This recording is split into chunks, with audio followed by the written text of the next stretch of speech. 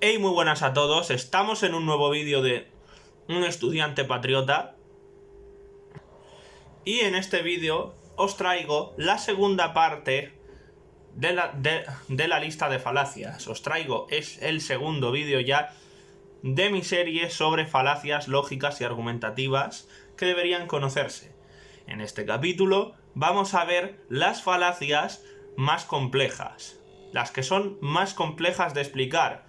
Así que, si en algún momento no entendéis algo, parad el vídeo porque podéis hacerlo y repetid esa parte. No hay ningún problema. Bien, dicho esto, comencemos con el vídeo.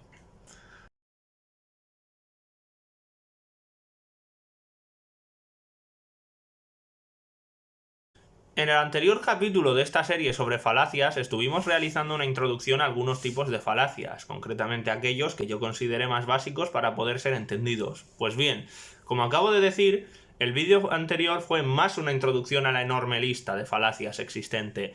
En este vídeo nos vamos a meter en mayor profundidad en el tema. Intentaré ser lo más claro posible. Agradecería que en los comentarios me dieseis vuestras opiniones acerca de si lo he logrado o no. Bien. Empecemos con las falacias. Falacia de petición de principio.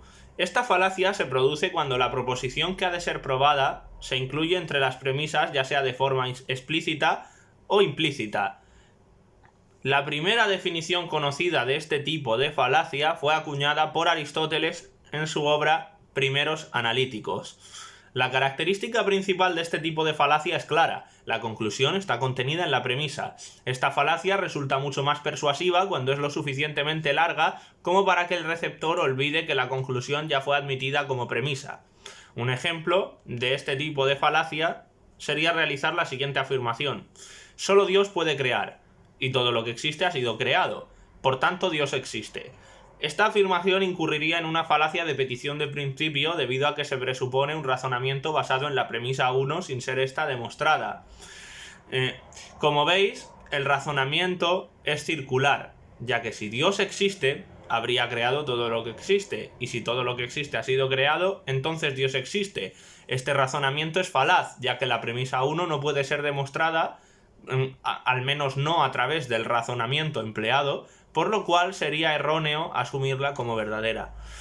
Otro ejemplo de falacia de petición de principio, que puede que os resulte más conocido, sería el siguiente: vivimos en una sociedad patriarcal que oprime a las mujeres, por lo que necesitaríamos medidas de acción positiva para corregir tal opresión histórica. ¿Y por qué este argumento es una falacia de petición de principio de manual?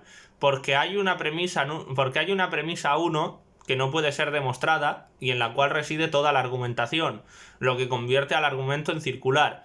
La premisa 1, la de que vivimos en una sociedad patriarcal que oprime a las mujeres, no es demostrada en ningún momento, por lo que se está argumentando en base a una suposición que haría que el argumento fuese circular al poder enunciarse de la siguiente manera: vivimos en una sociedad patriarcal que oprime a las mujeres, por lo que necesitaríamos medidas de acción positiva para corregir tal opresión histórica. ¿Y por qué se necesitarían tales medidas? Porque vivimos en una sociedad patriarcal que oprime a las mujeres. Como veis, el argumento cumple las dos características básicas de una falacia de petición de principio: partir de una premisa no demostrada y poder ser enunciado de forma circular, ya que al argumentar en base a esta premisa no demostrada, que se expone a modo de conclusión, el argumento da vueltas sobre sí mismo. Aquí os vais a tener que devanar un poco más los sesos para que no os cuelen gato por liebre, pero creo que merece la pena saber esto para poder invalidar tal argumento al momento, ya que será mucho más fácil todo si sabéis señalar y detectar la falacia concreta.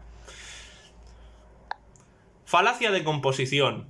Se trata de una falacia de carácter informal que consiste en inferir que algo es verdadero acerca de un grupo conjunto solo porque lo es acerca de una o varias de sus partes. Esta falacia, junto con la de división, fue recogida y abordada por Aristóteles en sus refutaciones sofísticas. Un ejemplo de la siguiente falacia podría ser el siguiente: los átomos no están vivos, por lo tanto todo lo que está hecho con átomos no está vivo. Este argumento es claramente falaz, ya que el hecho de que los átomos no tengan vida no significa que no puedan ser una parte constitutiva de organismos que sí la tienen, como de hecho sucede. Lo que sucede es que se ha inferido que, como una parte constitutiva de un organismo no tiene vida, por tanto el organismo en sí no la tendría. A esto se le llama falacia de composición.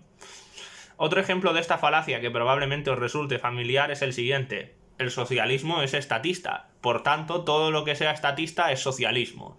Aquí se cae en el mismo error del primer ejemplo, que es el de inferir la veracidad de algo sobre la totalidad de un grupo por el hecho de que es cierto sobre una de sus partes. Que el socialismo sea estatista no convertiría por ende a todo lo que sea estatista en socialismo, ya que existirían más ejemplos de corrientes económicas y políticas, aparte del socialismo, que defendiesen la intervención del Estado. Otro ejemplo muy claro de falacia de composición. Falacia de división.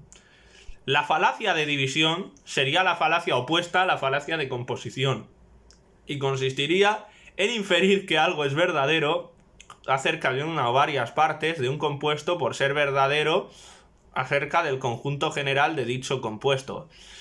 También se halla recogida en las refutaciones sofísticas de Aristóteles, al igual que su falacia opuesta, la falacia de composición. Un ejemplo de esta falacia podría ser cuando se argumenta que vacunarse contra el COVID te libraría de morirte de este o de ingresar en la UCI en base a que las muertes y hospitalizaciones se reducen. Sería un ejemplo de falacia de división, ya que se está asumiendo que una característica que generalmente y en base a una tendencia se cumple en todos los casos, cuando puedes encontrarte bastantes casos que supondrían una desviación típica de esta tendencia. También sería una falacia ecológica por motivos que veremos posteriormente. Falacia ecológica. La falacia ecológica se da cuando se interpreta una tendencia estadística como una característica absoluta presente en todos los miembros del grupo que presentaría tal tendencia, es decir, presentar las características agregadas de un grupo obtenidas mediante datos estadísticos como características que presentarían todos los individuos pertenecientes a dicho grupo.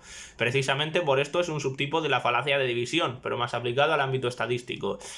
El ejemplo anterior también podría considerarse una falacia ecológica porque, si bien es una característica agregada de las personas vacunadas como grupo, de acuerdo con los datos, la menor presencia de síntomas graves y muertes por el COVID, existiría una falacia ecológica en el razonamiento de que la vacunación te libra de pasar por el hospital, ya que aunque ateniéndonos a las estadísticas la probabilidad es menor, dicha probabilidad sigue existiendo en la práctica, por lo que esta protección ante los síntomas más graves no se puede ni se debe presuponer en todo individuo vacunado, así como lo contrario no se puede suponer en todo individuo no vacunado. Otro ejemplo de falacia ecológica lo podemos encontrar si presuponemos que por el hecho de que la renta per cápita de España sea superior a la de Colombia, por ende cualquier español va a ser más rico que cualquier colombiano, cuando la renta per cápita es una media aritmética de las rentas de los habitantes de un país, por lo cual no va a ser aplicable al 100% de los ciudadanos, debido a que habrá ciudadanos que se salgan de esa tendencia, a lo que se denomina en estadística como desviación típica. Falacia de afirmación del consecuente. La falacia de afirmación del consecuente es una falacia lógica que consiste en afirmar que por el hecho de que una afirmación se dé en un sentido, tiene que darse necesariamente en el otro. Es decir, si tomamos una afirmación estilo si A, entonces B, e incorrectamente afirmamos su recíproca o conversa, si B, entonces A, estaríamos cometiendo un tipo de falacia conocido como falacia de afirmación del consecuente, ya que asumiríamos que el consecuente B surgiría por la causa A, por el hecho de que si la causa A se produce, también se producirá el consecuente B. Es un error común incluso en gente de alto coeficiente intelectual y se ha de tener cierta experiencia para saber detectar una falacia de este tipo. Un ejemplo clarísimo y de manual de falacia de afirmación del consecuente es el que vemos en las publicaciones o declaraciones de feministas que afirman que, como el feminismo es igualdad, si apoyas la igualdad debes ser feminista. Este argumento es una falacia de afirmación del consecuente debido a que presupone que lo que se daría en un sentido se daría necesariamente en el sentido inverso, considerando que todo aquello que sea igualdad es por ende feminismo. Esto es tan absurdo como decir que como una serpiente mascota es un peligro, solo habrá peligro si hay una serpiente mascota. O como decir que como cuando nieva hace frío, solo hará frío si nieva. Son ejemplos de falacias de afirmación del consecuente. Falacia de negación del antecedente. La falacia de negación del antecedente es una falacia que se produce al tomar una proposición, si pasa A, entonces pasará B, e incorrectamente afirmar su inversa, si no pasa A, entonces no pasará B. Es decir, afirmar que como al suceder una cosa, sucedería la otra, entonces si esta cosa no sucede, no sucedería la otra. Esto es una falacia porque puede haber muchos más motivos por los que puede suceder B aparte de A. Un ejemplo de esto sería el siguiente razonamiento. Si me golpeo la cabeza contra una pared, me haré daño. Por tanto, si no me golpeo la cabeza contra una pared, no me haré daño. ¿A que parece válido? Pues no lo es. El motivo, que no golpearte la cabeza contra la pared te libraría de hacerte daño en ese preciso momento, en ese mismo momento en el cual lo estarías pensando. Pero no te libraría de hacerte daño per se, ya que hay muchos otros motivos por los que puedes hacerte daño aparte de golpearte la cabeza contra la pared. De ahí que sea una falacia, porque lo que sucede es que se presupone que si B, hacerse daño, sucede por A, golpearse en la cabeza contra la pared, y que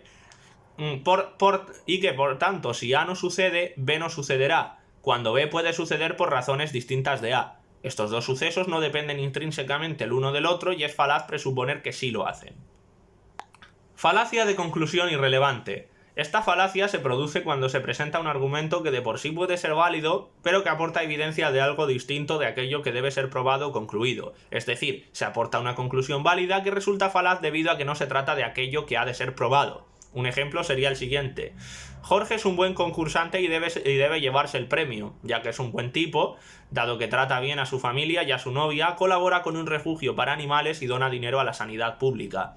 Este razonamiento es una falacia de conclusión irrelevante porque la conclusión que extrae no tiene nada que ver con aquello que se está tratando, que serían los motivos por los que Jorge merece el premio y es buen concursante, los cuales deben hallarse dentro de su actuación en el concurso.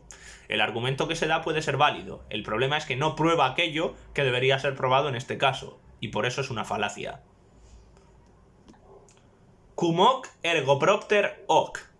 Cum hoc ergo propter hoc es una locución latina que significa con esto, por tanto a causa de esto, y que hace referencia a una falacia que se comete al inferir que dos o más eventos están conectados casualmente porque se dan juntos. Esta falacia infiere que existe una relación causal entre dos o más eventos solo porque se ha observado una correlación estadística entre ellos. Normalmente, esta falacia puede ser refutada con la afirmación correlación no implica causalidad. Cabe recordar que ante una correlación estadística entre dos sucesos A y B, aparte de la posibilidad de que A cause B, nos movemos entre cuatro posibilidades alternativas que se deben considerar. 1. Que B sea la causa de A, en cuyo caso la correlación entre A y B sí implicaría una causalidad, pero no por el hecho de ser correlación, sino por hechos y evidencias que demostrasen que la correlación entre A y B se debe a la existencia de una relación causal entre ambos sucesos provocada por B que causaría A. Número 2. Que haya un tercer factor desconocido que sea realmente la causa de la relación entre A y B. En este caso, la correlación entre A y B se produciría por la existencia de un tercer factor que no habría sido considerado en un primer lugar, y que en caso de ser hallado, sería hallado mediante análisis posteriores. 3. Que la relación sea tan compleja y numerosa que los hechos sean simples coincidencias. En este supuesto, nos encontraríamos con que las causas de tal correlación son mucho más complejas que un simple B es la causa de A, y que estos motivos tan complejos y tan extensos harían que esa simple correlación fuese una mera coincidencia frente a la complejidad de la realidad. 4. Que B sea la causa de A y al mismo tiempo A sea la causa de B. En este supuesto observaríamos que la causa de la correlación entre ambos sucesos sería que ambos son la causa del otro, dándose así una relación simbiótica. En estos casos podemos decir que existe una relación de proporcionalidad, ya que puede ser directa o inversa, dependiendo de la forma en la que los sucesos se afecten entre sí. La falacia estaría en considerar que A causa B sin tener pruebas suficientes para descartar las cuatro posibilidades anteriores. ¿Cuál podría ser un buen ejemplo de esta falacia? Por ejemplo, consideremos el siguiente argumento. Muchos matrimonios acaban en divorcio, y las personas divorciadas mantenían una relación de matrimonio, por tanto el matrimonio ocasiona divorcios. Este es un ejemplo de este tipo de falacia, ya que la conclusión podría ser verdadera.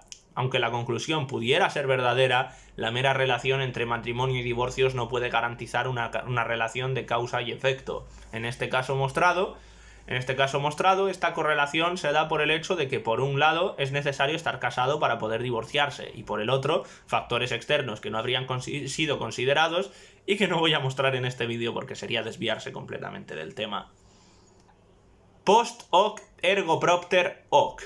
La falacia post hoc ergo propter hoc, que en latín vendría a significar después de esto, eso, entonces a consecuencia de esto, eso, también llamada falacia de correlación coincidente, es una falacia que consiste en afirmar o asumir que si un suceso se da después de otro, el segundo es consecuencia del primero. Se trata de una falacia con la que hay que llevar bastante cuidado, ya que puede resultar difícil de detectar, dado que parte de una premisa que sí que es cierta, que una causa se produce antes que un efecto, ya que sin la causa no puede existir el efecto. La falacia aquí se encontraría en presuponer que en una situación donde un evento B ocurre después de un evento A, el evento B es causado por el evento A. Y bien, para no liaros tanto con toda esta explicación técnica, os pondré un ejemplo práctico. El paro en España subió después de que Mariano Rajoy llegase al poder en 2011. Por tanto, Mariano Rajoy causó la subida del paro. Este argumento sería un claro ejemplo de falacia de correlación coincidente porque, si bien es verdad que según los datos el paro subió tras la elección de Rajoy como presidente hasta detenerse tal subida en el año 2013, no se puede inferir que Rajoy sea causante de la subida del paro. Y en este caso, demostrar la falsedad del argumento sería tan fácil como observar la gráfica de la evolución del paro en España para ver que el punto de origen de la subida del paro se encuentra en el año 2007, cuando el presidente todavía era José Luis Rodríguez Zapatero. Entonces la causa no podría ser Rajoy, que inició su mandato en 2011. Os pongo otro ejemplo mucho más claro. El gallo siempre canta antes de que salga el sol. Por tanto, el canto del gallo provoca que salga el sol. ¿Qué es lo que falla aquí? No es la información que se da, evidentemente, ya que es verdad que el gallo canta antes de que salga el sol. Lo que falla es el razonamiento inferido de tal información, que presupone que el canto del gallo provoca que salga el sol, utilizando como único dato que el gallo siempre canta antes de que salga el sol. Ahí es donde está la falacia a detectar y a evitar, señores. Falacia naturalista. La falacia naturalista es más compleja de explicar, pero en resumidas cuentas consistiría en una identificación de una propiedad moral con una propiedad natural. El origen de este concepto tendría lugar en la obra Principia Ética del filósofo británico George Edward Moore, donde acusa al naturalismo metaético, el que sostiene que las propiedades morales son propiedades naturales, de incurrir en una falacia formal al confundir lo que es decir, lo que existe, con el deber ser, que vendría a ser aquello que es bueno. Por tanto, se estaría cometiendo un error al inferir que algo tiene una propiedad moral a partir de que tiene tal o cual propiedad natural. Esto tampoco debe confundirse con la apelación a lo natural, que consiste en decir que por el hecho de que algo es natural es per se bueno. Por ejemplo, un tipo muy común de esta falacia sería afirmar que las relaciones sexuales son buenas porque son placenteras, ya que el placer sería una propiedad natural. En este contexto, estaríamos ante un razonamiento falaz, ya que necesitaría probarse primero que todo lo placentero es bueno, cosa que no sucede en este razonamiento de aquí, es decir, se identifica la propiedad moral con la propiedad natural sin ningún tipo de evidencia detrás. Esto es un ejemplo de falacia naturalista. Cabe destacar también que la existencia de esta falacia puede ser rechazada por personas que defiendan el naturalismo metaético. Falacia de accidente. La falacia de accidente es una falacia que se comete al aplicar, de forma impropia, una generalización a casos individuales. Para que ocurra esta falacia y no pase a ser una falacia de generalización apresurada, esta tendría que ocurrir al realizar un silogismo estadístico, como en el siguiente caso. Matar animales es un crimen, al igual que comer animales. Quien come carne está consumiendo un animal con derechos e igual valor que un ser humano al que han tenido que matar, por tanto quienes comen carne son criminales.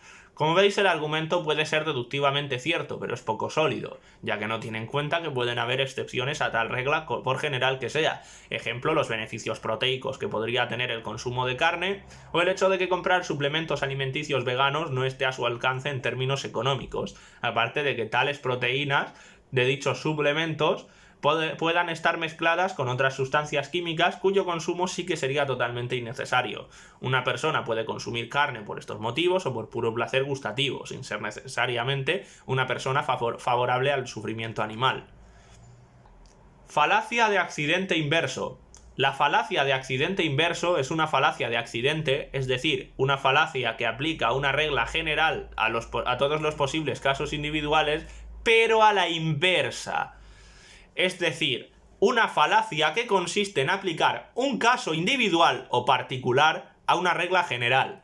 Consideremos el siguiente razonamiento.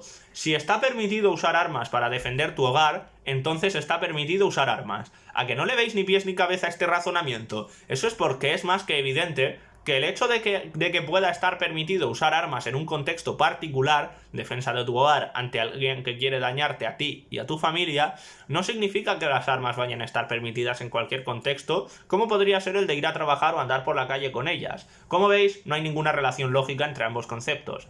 ¿Quiero decir con esto que no puede ampliarse la ventana de Overton respecto a esto? Claro que la ventana de Overton puede ampliarse y extender el uso de armas a todos los ámbitos en general, pero no es una conclusión que pueda extraerse del solo hecho de permitir el uso de armas con la finalidad de defender el hogar, y de ahí que se trate de una falacia. Concretamente, de una falacia de accidente inverso, ya que se está haciendo de un supuesto particular o concreto una regla general que se extenderá al resto de supuestos, sin argumentar en ningún momento con evidencias por qué esto sucedería. Falacia del apostador.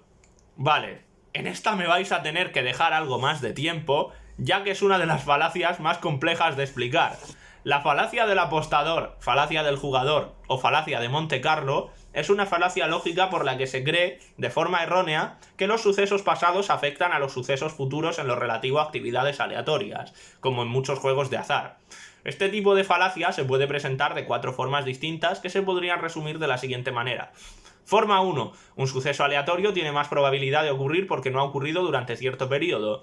Forma 2. Un suceso aleatorio tiene menos probabilidad de ocurrir porque ha ocurrido durante cierto periodo. Forma 3. Un suceso aleatorio tiene más probabilidad de ocurrir si no ocurrió recientemente.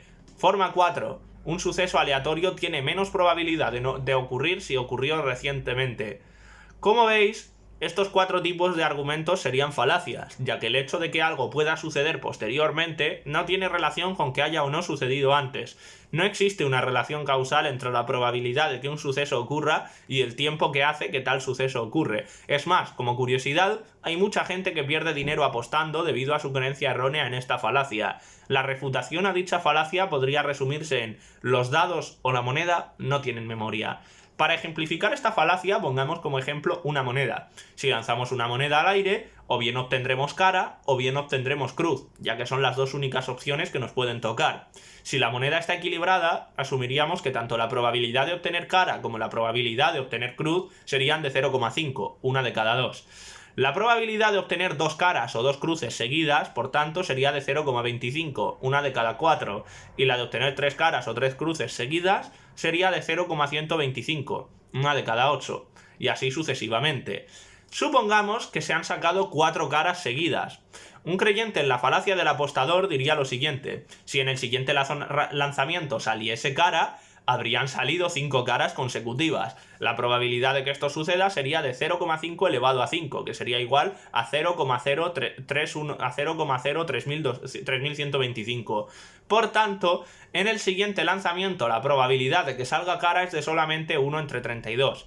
Y es aquí donde está la falacia, ya que si la moneda está equilibrada y se excluye la posibilidad de caer de canto, entonces por definición la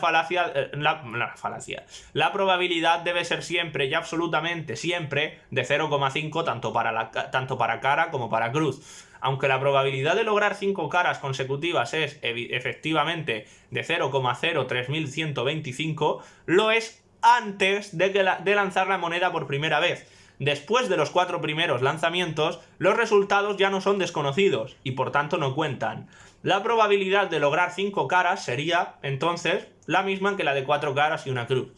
Ambas opciones tienen una probabilidad de 0,5 de ocurrir, ya que esos serían los dos únicos resultados posibles, independientemente de cuántas veces se haya lanzado anteriormente la moneda. La falacia estaría en razonar que es más probable que salga cruz a que salga cara debido a los anteriores lanzamientos, ya que no tiene ningún fundamento afirmar que una racha de suerte pasada influirá de alguna forma en las posibilidades futuras. Y esto, en muy resumidas cuentas, sería la falacia del apostador. Es muy importante que sepáis esto, sobre todo si gustáis de apostar dinero en partidas de póker, que no es mi caso, adelanto. Porque como no sepáis esto, podéis perder la partida y una buena cantidad de dinero. Recordad, la suerte pasada no influye en absoluto en la suerte que podáis tener en el futuro. Haber tenido una racha de buena suerte no implica que vuestra suerte no pueda cambiar, al igual que tampoco lo implica una racha de mala suerte. Falacia circular.